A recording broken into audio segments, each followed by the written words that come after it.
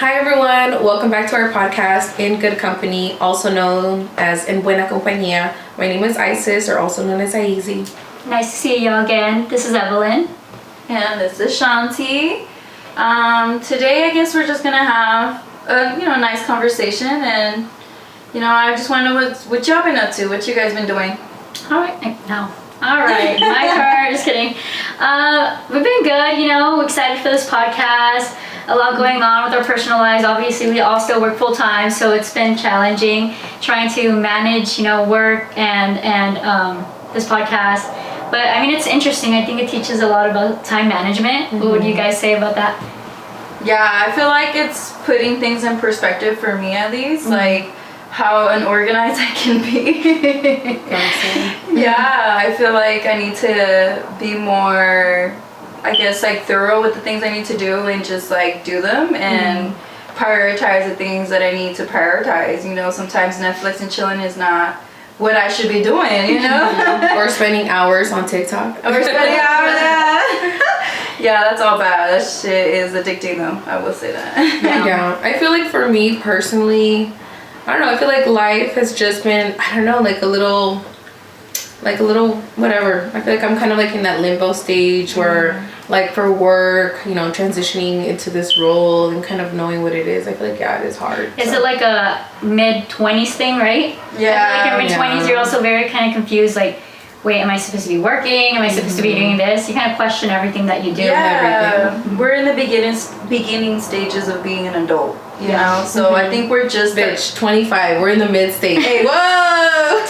I call the 20s your first chapter, okay? I like that, yeah. First chapter, yeah. Because we just finding shit out. I feel like we're going through those stages where we're just starting to understand our parents, and understand, why they would do the things that they do or feel the way that they do. And, it's just a reality check for sure when you're in your 20s. It's about, I would say, you lose yourself, but you find yourself for sure. Yeah, I agree. What do you think are some things that, like, you have done to, like, find who Shanti really is? I think for me, it was for sure like going to school, because like growing up, I always got really good grades in like middle school, high school, elementary. I don't really remember, but I mean I passed, so I'm still here. Yeah, so. But yeah, I just feel like going to college for sure gave me a reality check of like how like irresponsible I can be, and like certain things that I need. Like I'm just so used to like the teacher being honest and like, these assignments are due or this and that, and I feel like college is just so like it's on you, you gotta look at the syllabus and that's it, So honestly, though, thank God for the syllabus. I would not have got stuff done. I was like, wait, let me look back at the syllabus. Yeah, syllabus is for sure a lifesaver, but I feel like I need to create my own syllabus in my life, That's a good one. I feel like I need to really organize and prioritize things. I already have said that, but I really do. I feel like that's what makes it hard. But for sure, relationships too. I feel like being in a relationship really taught me who I am and forcefully showed me my value and what I should, just to learn like there's different ways of respecting yourself. I thought I respected myself and I love myself wholly, but relationships really showed me that I don't. I really need to learn how to put myself first and learn how to, learn when to take your hand out of the fire and be like, I can't no more. And to just, not only in my relationship, but it also taught me how to like, what standards I want to have in every other relationship in my life, and what I want to take and what I don't want to take. And honestly, 20s is honestly learning about boundaries and what, what boundaries you're going to put and what boundaries you're going to take. Ooh, yeah. Not only relationships too. I like how you said that all your relationships, friendships, it teaches you like, okay, what kind of people am I going to invest in now? Ooh, you have to be a little bit more cautious on who's going to invest in me. Because your time is crucial. Exactly. You learn that as you get older. Valuable. Like back then, you didn't really have responsibilities. You didn't really have a job. You didn't really have bills. You didn't have things like that. You was just all this free time after school. And once you get older, you realize that like your time is very limited. You have family that want to see you all the time. You have friends that want to see you. You have work that want to see you. Like they're gonna see. They're you. gonna they pay see you to see you. Yeah, like all these expectations that start to like accumulate with everyone else, and it's just learning about like, you know, what, and honestly it's just really comes down to like who gives you and you give them, you know. You know, I know we talked about it kind of in the last podcast with the friendship topic, but yeah, it really is about that. Like you start to notice like who really puts forward an effort to like do things for you, and then it's just learning about reciprocating that. And the ones that don't, it's like I said, that's nothing to be upset about. It's just to accept that that's who they are, and then just be like, okay, I'll give you energy when you give me energy, you know. I'll give you effort when you give me effort. And yeah, being an adult is pretty tricky, I would say. It's a learning progress. I feel like for me, even though I have been in a long-term relationship for like a majority of my life, I feel for me, I don't think it was like a relationship which showed me how to put boundaries. I really think that I cemented who I was, and I learned how to be independent of my partner. You know, although right at this particular point we're probably super enmeshed, right? Like people think of him and think of me, or think of me and think of him. But I feel like what I learned is how to keep myself independent from, because one quote that I remember, and I kept that shit with me forever, is that when I heard from my teacher in high school, she was like, CPS can take my kids, the bank can repossess my house, my partner can leave me, but can no one take away my education or skill. And that's something that really resonated with me. Then I'm like, that's true, you know, like throughout my life, everyone can leave you, everyone, but you will be standing there alone at night at the end of the day if you have nothing else but yourself, you know.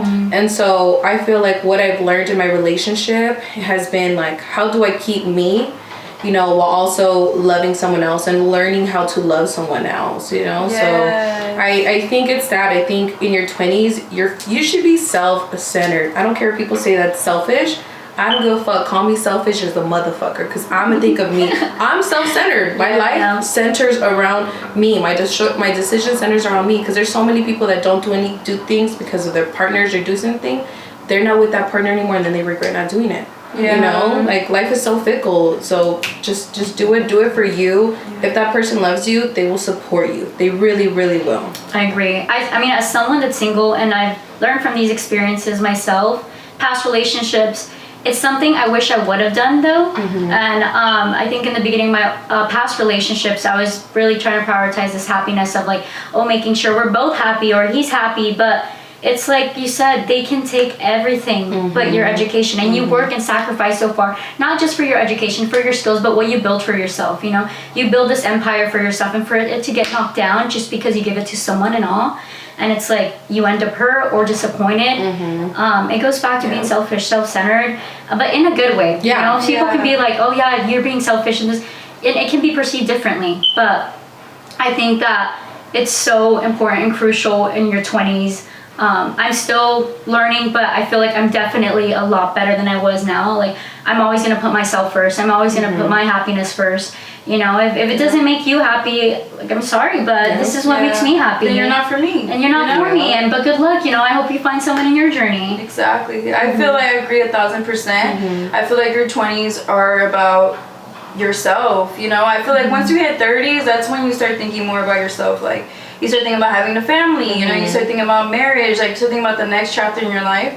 But I do agree, like, I don't really like when people keep asking me when me and my man are gonna have kids, because I really do see myself still as a kid in a way, you know. I am self-aware that, like, I still have a lot to learn. And I don't want to bring a kid into this world when I'm still trying to figure my shit out, you know. I'm still trying to love myself completely and, like, accept every part of me. So and it's not that you can't do that, right? Like, if you have kids, because we have friends who have kids, so we see that journey, but it's harder. It's harder. It is harder. But I do commend the women that do it, you know. Yeah, shout out to them. Yeah, the women that do it and the men that also do it too, you know. Exactly. I have 2 dogs, and one of them is an angel. Well, shout out Bubba, he's right here. Special guest. He's a good dog. I've had him since I was 13, so he's over a decade. He's so happy right now. He's like, oh yeah, me. And then I have my, he's like 10 months, Smokey. Oh my Lord. He's a silver tooth kid. Like, all silver tooth kid. Like, he's all the way bad. So it's just, for me, like, having him and turn my life upside down was a reality check that, like, I am not ready for no damn kid. You know, if I can barely handle a dog.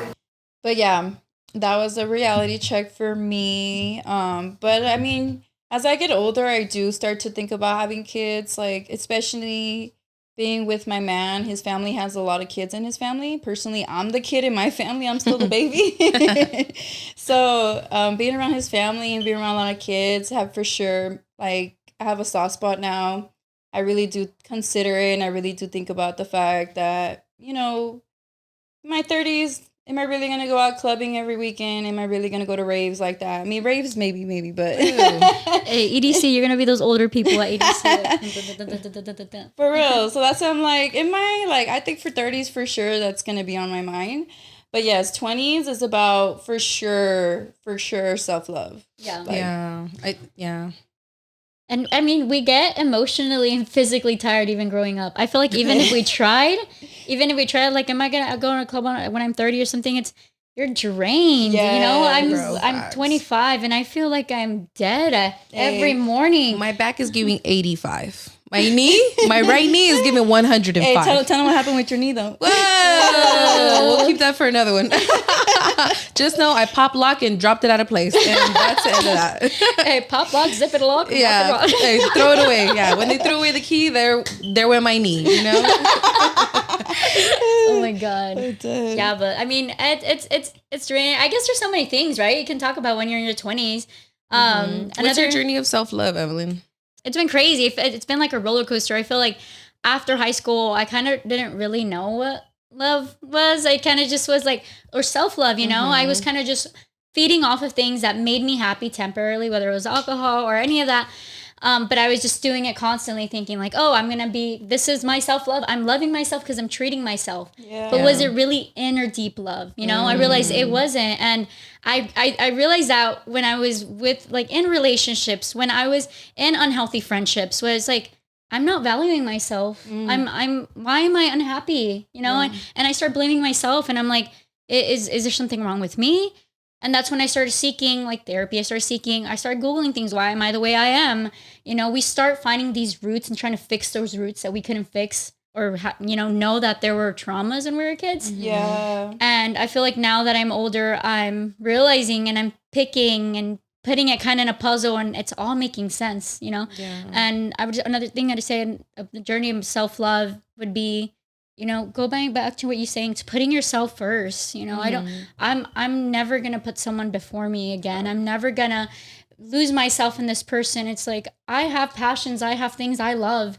And whether you like it or not, you can stay or leave. And this comes with friendships or other friendships, we're very different. You guys have things that I don't like. I like things that you guys possibly don't like, but it's about accepting each other and loving that about one another. Yeah. It really is. I think another one is healing. Ooh, You start to realize that you suppress a lot of shit growing up, like childhood trauma or even things in high school that you kind of brushed off. And I think as an adult, you start to realize that was not okay. Yeah. Or you start to realize that maybe that's the way that maybe I am the way I am because of that, and you start connecting dots and then you realize I got to fix this about myself, yeah, it wasn't my choosing to be traumatized, but as an adult, you realize that it's in your control, you really can work at it and you kind of start to want to be around people that also want to start to heal, and grow and fix that inner of them. Because I feel like in my 20s, I never really took things personal, but I feel like now that I understand that people project so much, people will think things about you because they probably think that about themselves or their perception of you is very small, even with this podcast, I gotta we start getting comments that are not nice. I feel like I'm already preparing myself to understand that these people don't know us, it's a reflection of them. It's a reflection of them. They're just projecting and they're just going off of the little things that we're giving y'all, the little information that we give. So I feel like your 20s is just realizing that and realizing that you cannot take anything personal. And I think for me, in my 20s, self-love, discovering who I am, healing, I think that should definitely be this chapter of your life. Yes. I think that your 20s should be the fuck ups, the makeups, the breakups, to do it over again, to take the risk. Like for me, I just feel like, yeah, you know, you have to take risks, you know, like you have to take risks. You have to do, if you really like something, like we were like, you know what, fuck it, let's just do a podcast. Like why not, you know? And I think if we would have not taken that risk and believed in ourselves, you know, through our own, right, finding self-love, finding value in ourselves, removing the opinion and expectations of others from our lives so that we can lead as we choose. And I think for me in my 20s, that's been like a pivotal part. And I'm still in my 20s. Whoa, don't ask me which one, 5. But you know, 5 plus 3. Whoa, just because I'm older by a few months. Relax. Hey, Evelyn still had to get like the permission slip when she graduated because she was still 17. But yeah, I just think like, go to therapy, you know, or do a lot of reading. For me, I found a lot of healing through reading this book. It's called It Didn't Start With You. I had started a book club like a year, maybe even 2 years ago. I think the pandemic was still going on and I didn't finish the book club. I didn't finish the book. But then I picked up the book and I started reading it again. And a line that really stuck with me that I think really helped my healing is like, your parents' parenting is limited to the parenting that they received. And that I haven't gone to therapy, but I think that I saved myself like 30 fucking sessions, you know? Yeah. That was really instrumental for me to move forward. Yeah. You know, to also recognize that my parents, you know, are also people. They have also failed. Yeah. And they're human. Yeah. And they don't get taught how to be parents, you know? It happens. You know, and I think that's often one thing we pursue. Like when I was younger, I always tell my mom, well, why aren't you like her mom, you know? Mm-hmm. And I honestly regret a lot of that stuff, saying stuff like that, because no one taught my mom. You know, she came to this country really not knowing a lot of stuff. And like, I wish I would understand then, but now I understand and I love and respect that. And that's a part of your healing too. And that's a part of my healing. Yeah. Forgiveness. Oh yeah. Forgiveness and learning how to forgive your parents, forgive people, but also yourself. Forgive yourself, you know? Most importantly. And so people often say that, oh yeah, I forgive myself all the time. But deeply inside, you forgive yourself for how you treat yourself. Mm-hmm. You got to recognize yourself, recognize all your accomplishments, all your skills. Like, I've done so much, you know? We often beat ourselves up. A lot of times I'm like, I feel like I didn't do enough. I feel like I didn't do enough. I have a great job. I have a great family. I have great friends. Why am I complaining? You know, my health is good. So, you know, take advantage of those things that you have and say, this is a blessing, or whatever word you want to use for that, you know? But to me, it is a blessing to be here. It is a blessing to be able to have all my senses. Yeah. I like what you're saying. I think you're saying is like, you know, even if we do have all the things that maybe we need, instead of maybe looking at the negative parts of our lives and how that maybe has led us to where we are today, how can we look at where we're today and what we have and turn that into a positive? Yeah. Because there's a lot of things we probably all still need and we don't have, but we have to focus on this is what we do have, you know, kind of get out of that mindset. I think for sure for me in my 20s, I started appreciating my family more. You know, I started realizing like how essential family is and why my parents have always just been so much about family. I feel like growing up, I really prioritized like friends, going out, stuff like that. And now that I'm older, it's like I really do appreciate, you know, my family and my tias and my tios that are still here, and I get to enjoy them. And, you know, seeing my cousins grow up and become adults for sure is like an eye opener of how fast life goes, you know? I'm like, what?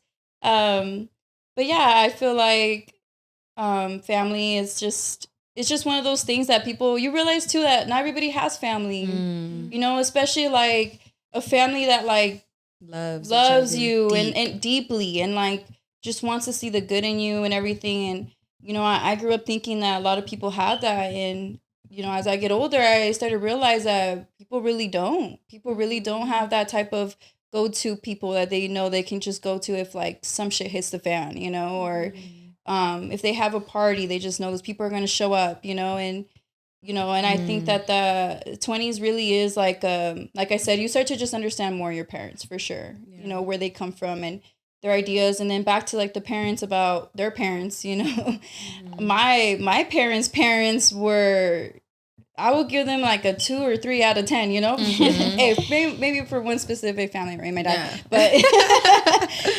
yeah, so I feel like how Evelyn said, when you start to understand how they were raised, and you're like, damn, I'm lucky that they raised me the way they did, because the way they were raised was not like, I would come out fucking mentally ill if I was raised the way that my parents were raised. So I think, like, if you also realize, a lot of our parents took sacrifices, you know, and I think that's another essential thing in your 20s is taking sacrifices. You know, I would like to ask you guys, in your 20s, what are some big sacrifices that you guys took that made you who you are today?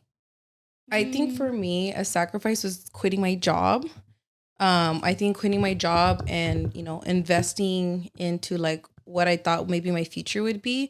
So don't be afraid to be broke in your 20s. You know, don't be afraid to like fail. Yeah. Bet it all. Like, if I had not quit my job and did 2 internships, it wouldn't have led me to where I am here today. You know? Well, that's a good one. Yeah, I'm gonna hop on that one too. I quit a job too for an internship, and you know, thankfully we had a support system and all that. But it's things you think, you question yourself, is this gonna take me to the right direction? Yeah. And you miss out on things too. You know, you're like, damn, I can't go out to eat with them because I'm broke. You know, so sacrificing it'll be worthwhile, you know, depending on what it is, but usually it's worthwhile if it's something that is going to be for the better good of you. Yeah I feel like my dumbass has done sacrifices, but not for my own well-being.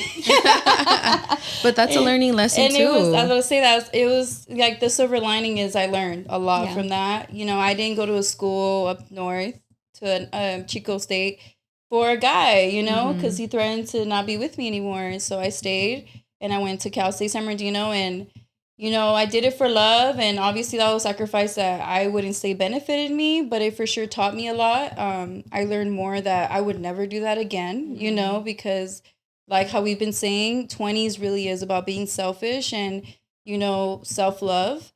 I think now I am making more sacrifices as far as like going out and like, you know, just learning more of like what is really worth my time and money and what isn't. Another sacrifice that I have been making is letting certain friends go that I just realized after so many years, they're not for me, you know, and that also goes through with family. I start to say there is some family members that I just learned, like, you know, I know blood is thicker than water, but if I don't feel comfortable being around you, or I just feel like you have ill intentions, even if you're blood, like I personally is going to put my boundary and I don't want to be around you. Yeah. I think those are some sacrifices lately that I've been making, and they're hard. They're hard to do. I still question them to this day. Like, am I doing the right thing? But, you know, my peace is more important than anything. That's true. For sure. And I think that's a hard sacrifice, B. Like, I don't think you should think, like, I feel like that's a bond. This is a job. Yeah. Like, you did something that's so hard. Yeah. And we become, as we grow older, we become more sensitive with our energy and who's around us.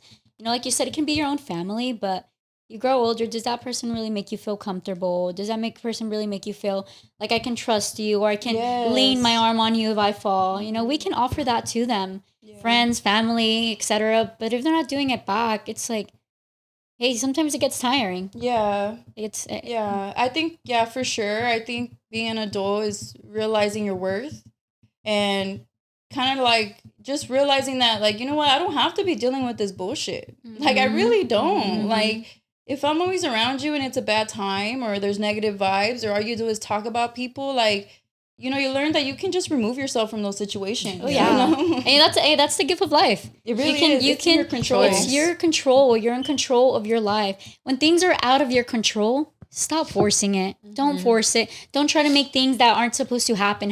You know. Stop trying to make fetch happen. Yeah, literally, like, it's just like you're often trying to make something work with someone, and this comes in friendships, family, trying to keep that bond, but it just can't, you know, the same effort's not being reciprocated. And it goes back to that someone can only meet you at the level that they can meet themselves. Exactly. And that's just a reminder that we need, you know. We always question ourselves, well, why didn't she do this for me? Why didn't she do that for me? Because she can't even do it for herself. Yes. That's deep. Yeah. So, I think too, in our 20s is through self-discovery. I think also sex. You know, I think sex is like a whoa. Someone started getting a little tingly over there. Oh, Chantal, right? Relax. You know, but I think like we sometimes, as you know, we're speaking from the perspective of young women. And I think, and when I'm talking about 20s, if you're my little cousin, you're watching this and you're not your 20s, I'm not talking about you. So don't get any ideas, because when you're young and you start having like actual sexual relations, those little boys that you know, obviously you're that same age that you're having relations with, don't know what they're doing. So I'm not talking about you, babe. Okay. So if you're watching this and you're my twinsies, don't skip over, you know, but like learning what you do and don't like and being able to be vocal about it. A lot of women, they don't tell men that they don't like that. Like men, they like certain things that maybe women don't like. So I think being able to find your voice, and I think we for sometimes are so worried about satisfying other people in life and relationships in the physical, you know, that we also are limited, right? People don't want to be, I don't want to be a hoe. I don't want to be this and that. Sexual liberation. It doesn't mean you have to be a hoe. It doesn't mean that you have to, you know, not have sex. It means giving the choice to be removed from societal standards. For me, that's how I view it, right? The actual definition is something like, you know, free love outside of like extramarital sex or some shit like that. But for me, it's, you know, even though I have been in a long-term relationship, I do have a lot of friends who are single, and I definitely encourage them, you know, to experiment. You know, I encourage them to experiment because, you know, there's nothing, who cares what someone has to say? I know girls that were hoes and are married. But the hoes do get wiped up. All right, that was a big lie. Yeah. You can turn a hoe into a housewife. Exactly. Whoa. It's something we learned in our 20s. Yeah, definitely. You learn who's really a freak hoe. Hey, but you know what? It'd be those people in relationships telling you, hey, be the biggest hoe. And I'm just like, oh, I mean, boyfriends, if you had one, but just be the biggest one. And you're like, all right, you know? But it hypes you up a little. You're like, all right, what up? I think, yes, I feel like sex is one of those things that you start to learn that it's actually way better when you tell them straight up, like, hey, I don't like that. Can you do that? Now, little boys will take that personally and be all, affect their ego. But a real man will be like, okay, like, I want to work with you. Like, I want to get you there. Maybe even more than once, you know, like, that's the reality of it. And for sure, I feel like with sex and women, I feel like, you know, be liberated, try it, go date. I feel like that's how you really figure out what you really want and you don't want. I mean, personally, me, I figured out from my last relationship what I really wanted and what I was missing. I heard, hey, I'm one of those that learned the hard way. Okay. I have to go through it. And that's what we tell Evelyn, who hasn't gone through that, like, serious relationship. Like, have fun, you know, date, figure out what you really want, like that. Don't figure out being in a relationship, being in a toxic relationship and coming out traumatized and insecure. Don't do it that way. I mean, the time I tried a relationship, I got traumatized. Traumatize them back. Traumatized them back, yeah. But I agree, yeah, you're 100% right, you know, hey, for that special someone, that's from my heart. Oh. But yeah, I feel like I do have to experience, and they say that all the time, date, you'll find what you want. I definitely know what I don't want, so that's for sure. Yeah, I think that there's no wrong. You know, we're so afraid to be played, and we're so afraid to just enjoy it. Sometimes, you know, not every relationship, not every person that I have dated, I have thought like, oh, I want to be their girlfriend. You know, and you shouldn't feel tied to that. Maybe you want to try someone who's completely opposite and you give it a try. You're like, nope, this is exactly what I know what I like, you know? So I do think that through dating, you are able to like better assess who you are, what you like, what your standards would be. And don't be afraid to put those standards down. Sometimes as women, we put our own standards down because we're like, well, we want to be likable. Don't be likable, babe. It's not going to work out for you. Be a bitch. Be a bitch, you know, and be yourself, you know, stop trying to make this person like you. Like, oh, is he going to like this? How do you feel in it? How do you like yourself don't in adapt it? yourself for a man. You know, don't be likable. If you're being likable, you're never going to be true to you. Be authentic to who you are.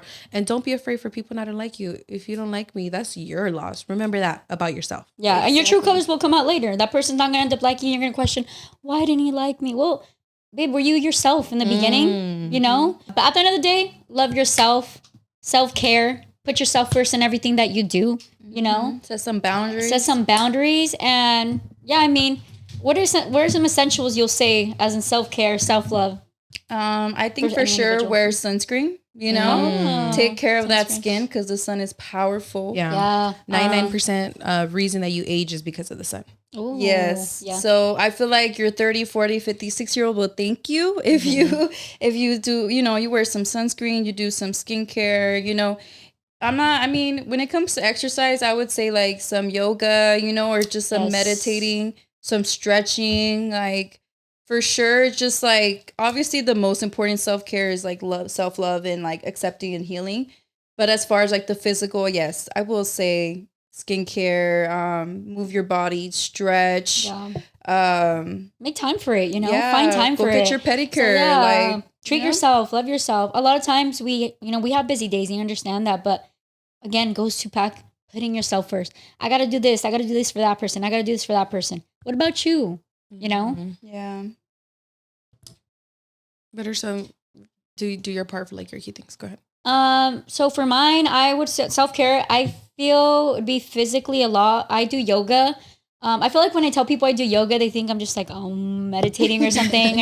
Or no, the type of yoga I do is more like a HIIT workout. So we have weights and we're doing like so many. Like Pilates. It's like Pilates, yeah. Pilates is intense. And it's so good. And often when I get overwhelmed off of work, I want to go there and it's hot yoga. So I'm just kind of like the first 10 minutes I arrive and I'm just kind of, like consuming everything in that room and just making sure that I'm feeling finding balance and it helps me a lot. At the end of the day, I'm just like, you sweat. It's crazy, but it feels like you just sweat your problems away. You let those things, your brain's tight and all that stuff, and it just kind of loosens up. Yeah. So I feel like for me, if I was 50 looking back at my 20s, I would say skincare. I love skincare. Like I definitely agree with the sunscreen. I do a fucking 20-step routines. Maybe it might not necessarily be the best in order, but like taking preventative measures, there's nothing wrong with getting Botox, getting surgery. There's nothing wrong with that. But you ultimately want to have healthy skin, and healthy doesn't mean pimple free. Healthy means like you're protecting your moisture barrier, and another key thing I would tell myself is also put yourself first, even though I already practiced that. Putting yourself first. Hey, I practiced it every day. Making it clear, even though that's who I am. Hey, I don't know about you guys, but me. She's an Aries. Let's just put it that way. Whoa, hey, all right. Since we're talking about me now, hey, there goes my Leo moon. Whoa, I don't think it's a Leo thing. Whoa, says the most Leo person in the room right now. Oh, I'm talking now? Okay, pay attention to me. But yeah, like I think too, practicing that in every day, like from your relationships that are friends, romantic, work, always put yourself first because like the quote says, someone can take your kids, or your kids they could be bastards and leave you. Your partner can leave you. The bank could take everything. So at the end of the day, all you have is yourself and putting your value in yourself and realizing that you're worth more. Whatever you think you're worth more. Yeah. And also, I feel like when you put yourself first and you really do practice a lot of self-love, the other people around you reap the benefits too. Because not only are you going to feel better, you're going to be able to be there for people properly. And you're going to be able to talk to them and give them the advice that they need. You're going to be able to be kind of like you're setting that good example in a way. Yeah. So I feel like, me personally, I've always understood that. Like when I'm like going through things, I like escape. Like I like to until I come back and I feel better. But yeah, I think ultimately like putting yourself first, treat yourself first. Yeah. And treat I think yourself. People reframe what it means to be self-centered. I don't mean self-centered in the sense that like I won't do anything for anyone. Like I said, I am a very selfless person, but their need will never supersede mine. Yeah. Yeah. And then I'm going back to just like love yourself, treat yourself, be selfish, buy yourself a cute pajama, buy yourself a new bra, buy yourself something new so you can feel better, feel better for yourself. You look at yourself in the mirror, I look good. I feel good, You come out with that energy, you come out with this energy out there, you're going to be surprised how many people you attract with that energy. So keep up the good energy and I think that's what I'd say for just your 20s. Yeah, I feel like, you attract what you are, so for sure when you're a person that's really confident in self-love, people that are also confident in self-love are going to see you and admire that or appreciate that. Then someone that's probably like kind of still going through it, they're going to see you as like a threat or conceited or, like they're not going to see you in the actual light that you are. But yeah, I would say that's pretty much about our 20s, and I mean, we're still in our 20s, so the chapter continues. Yes. But I think one final thing I really want to highlight, we said therapy. Although I have not gone to therapy, if you have had a fucked up life and you're fucking up other people's life, like I have in the past, you should really invest in that. And I know I'm saying that and I haven't taken therapy, but like, hey, shoot your favorite therapist in the comments. Yeah, I think that's an essential part is like discovery, and you can sometimes do that through other people. You're not crazy, okay? And, therapy often gets seen as different things, but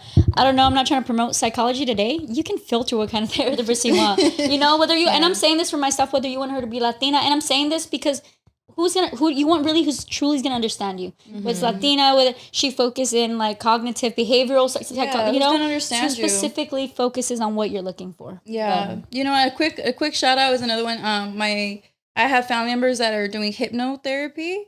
Whoa, like if you have family members or you yourself have like an addiction problem or something like that, hypnotherapy is magic. Like it really does work really well because it really goes to the root problem of your sadness or your self-doubt or just anything that you have. So, don't ever be scared to do hypnotherapy. I do recommend too. And the guys, remember, this is an open room. We're vulnerable. We like talking about this. You're always in good company. So, thank you guys for watching. Yeah. Thank you guys. Can't wait to see you on the next episode. Yes. Don't forget to subscribe, like, and comment. Share. We do read the comments, so comment, please. Comment a heart if you're a fan. Hey, if you're in good company, heart. Honestly, thank you so much for watching our episode. We really appreciate it. Again, you can find me on socials at IEZ and TikTok at IIEZ. Oh, at Evelyn, you'll see it in the description. And Chantel's Way on Instagram. But yeah, thank you guys. Thank you guys for joining us. See y'all again later. Bye.